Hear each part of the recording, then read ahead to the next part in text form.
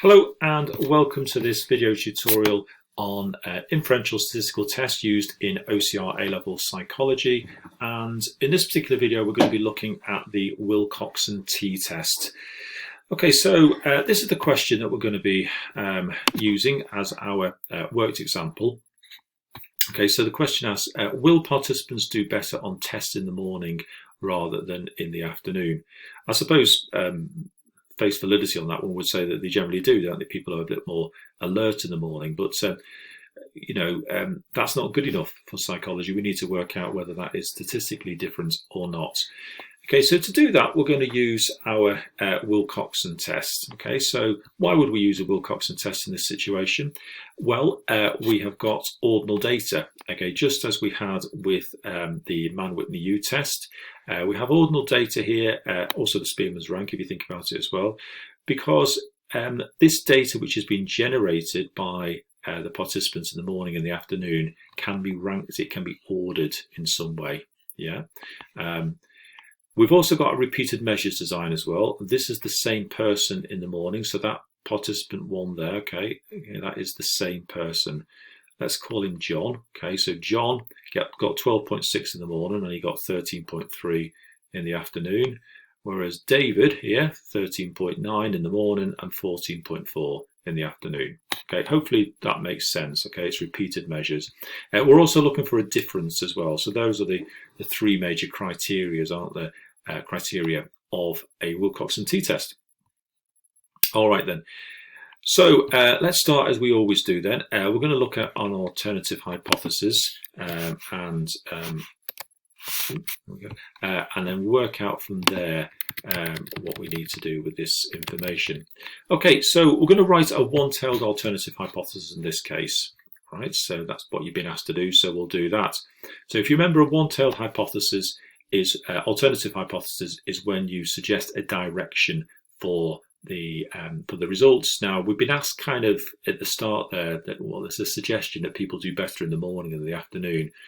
If we sort of, sat on the wall a bit here and said, right, well, I think there'll be a difference, but I'm not sure which way, then we would have done a two-tail. But let's go for it and let's actually say that morning is going to make a big difference to people. So this is what our alternative hypothesis would look like. Participants will have a significantly higher test score in the morning than when they do the same test in the afternoon. Yeah, makes sense? We're saying they're going to do better in the morning and it's going to be statistically significant. Remember, whenever we do these research studies, we always have to have a null hypothesis as well, our default, which basically says it doesn't matter what you've done here, it's not going to make any difference. It's kind of the pessimistic one, but we need to have it there anyway. And on our null hypothesis, participants will not have a statistically higher test score in the morning than when they do the same test in the afternoon, and any difference will simply be down to chance. Okay.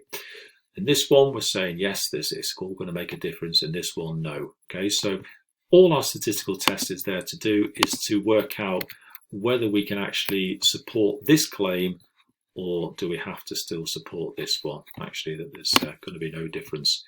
Okay, let's get back into the workings of the Wilcoxon t-test then.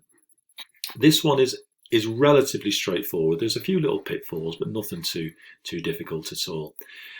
Okay, so the first thing we're going to do is we're going to look at the arithmetical difference between these two sets of scores. Remember, this is our friend John, isn't it? Okay, you've got 12.6 in the morning and 13.3 in the afternoon.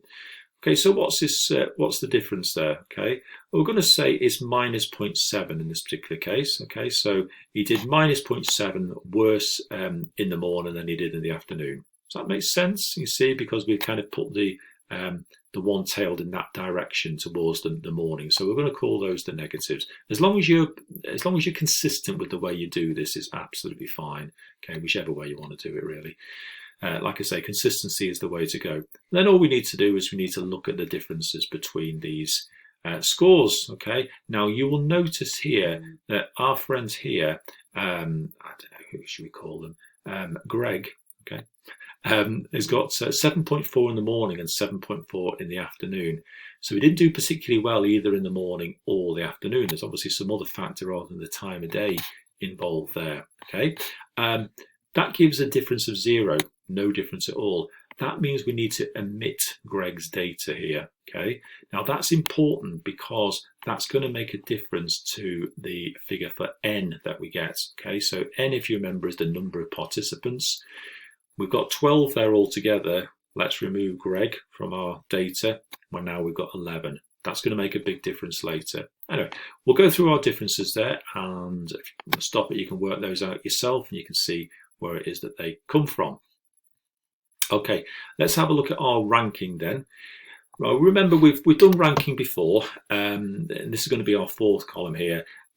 So in order to rank, what we need to do is to find out what is the smallest figure. First of all, in this case, we're going to look at the smallest difference.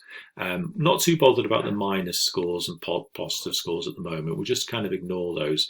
Just deal with them in kind of like absolute terms, I suppose.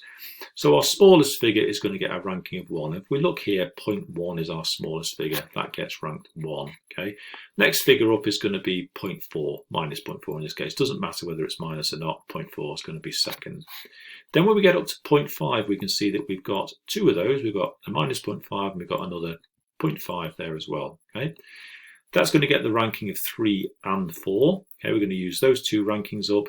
We're going to add them up together. Okay, 3 and 4 equals 7 divided by 2 equals 3.5. Okay, so they both get a ranking of 3.5. We've used ranking 3 and 4, so that means the next ranking is going to be 5, and 0.7 is where that comes in. And then we just work them out through that particular methodology. Hopefully that makes a little bit of sense to you. And if you look here, we've omitted our Greg again. Yeah, so the highest ranking here is 11. Okay. Next stage of the Wilcoxon t-test is to get the sum of the ranks for the positive differences. Okay, so that's a positive difference there, 0.5. Okay, well the rank there is 3.5. Okay, positive difference there is 2.6. Okay, and the ranking was 11 for that one. Okay, so we're going to add all those up, and then we're going to get the sum of the ranks for the negative differences. So there's the negative difference, minus 0.5. That's its rank, 3.5 there. Okay, so we add those up together. There you go, that one, that one, and that one. When we do all that, we find that the sum of the ranks for the positive difference equals 55.5. Sum of the ranks for the negative difference equals 10.5. T, our observed value, is going to be the smallest of these two values. The smallest of the values is 10.5, so T equals 10.5. That's pretty straightforward so far, isn't it? Right, okay, what do we need to do now? We need to compare that to a critical value table, don't we? So here's our critical value table underneath. So compare the figure for Wilcoxon T with the critical value table. I've just popped there T equals 10.5 again, just to remind you. Okay, so again, students do tend to struggle with these critical value tables. They do kind of look different depending on which test you use. And this is how they look for a Wilcoxon t-test. Now, we know, don't we, in psychology that we're going to use the 0.05 level, but which one of these are we going to use? Because that's going to make a difference in the column that we use. Well, we used a one-tailed test, didn't we? We were asked to do a one-tailed directional hypothesis. That means we're going to use this one here and that particular 0.5 there. If it had been a two-tailed test, we would have used that one, okay? But it's that one we're going to use. And what did n equal? N equals 11, didn't it? Okay, so n equals 11. That means we've got a critical value of 14. Okay, so a critical value of 14 there. All right. The observed value of t must be equal to or less than the critical value for significance to be shown.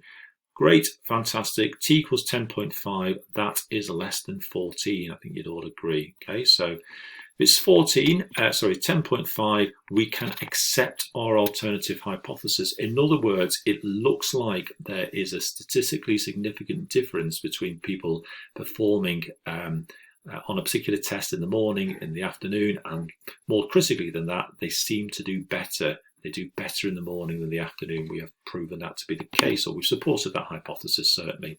So yes, we can accept the hypothesis.